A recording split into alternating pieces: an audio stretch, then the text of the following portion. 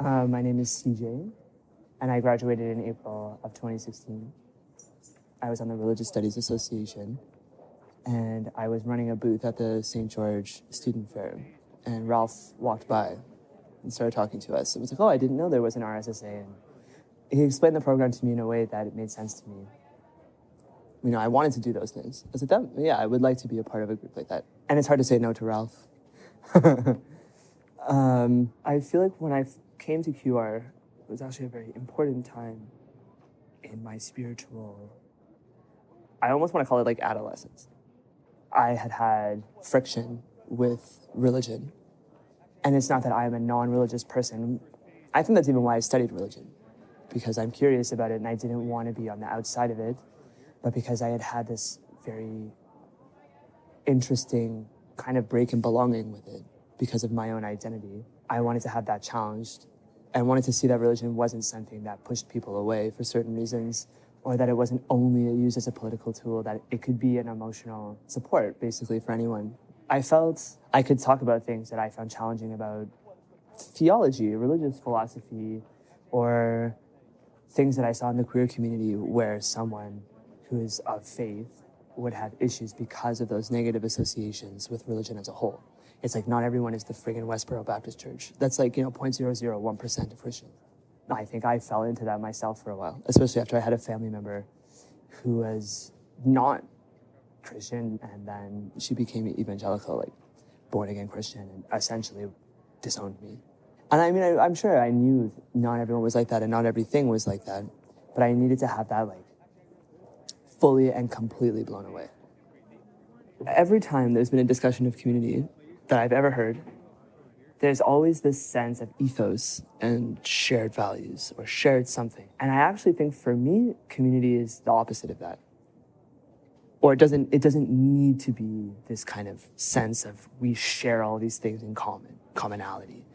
And I think you are actually to provide that. It was even called like uncommon conversation. We don't need to think the same things in order to like buttress each other's humanity. That's why they had an atheist trans person representing them, right? We don't need to think the same things about that. Being in the office in Knox College just keeps popping into my head. The way even the office smells, because it smells like basement. But not bad. Like, it doesn't smell moldy, it just smells like basement. It was always calming. It felt like a moment where I could let go of the stress of school or let go of... We would discuss, the formal aspects of the program, but then it always ended up just being not like a counseling session, but like kind of a group.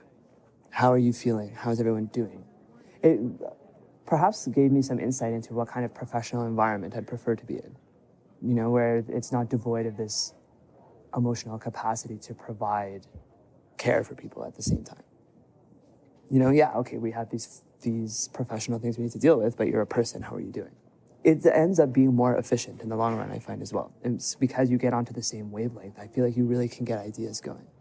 Working in kitchens and working in roofing and more kind of just brute labor jobs where you need to be efficient and fast, and no one cares how you're doing at all unless you're not doing your job fast enough, and their care is only that you're fucking up productivity. It has nothing to do with how you're doing. It's how you're doing is affecting the business. Stop it. Feel better. I don't care how. Here's coffee and food. Shut up. Do your job faster. You know what I mean? Instead of genuinely being like, oh, how are you? It definitely changed how I understand work as a thing. So as something that we have to do in the world.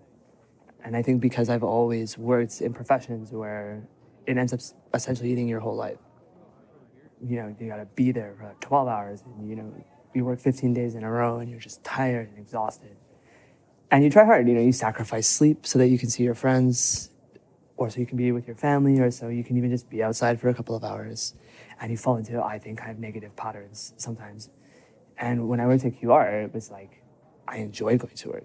So it broke that negative association and taught me that, working can be something I believe in emotionally. It can be something that actually makes me feel good. I've never experienced really anything like that. Like when I'm working in the kitchen and I'm making I spent 4 hours picking the pits out of motherfucking sour cherries. I don't care at all. Every pit I pick out only adds to the pile. It's like each pit represents a stupid, useless thought, and I'm plucking them from cherries. Oh, I'm making sour cherry jam for the next 500 years.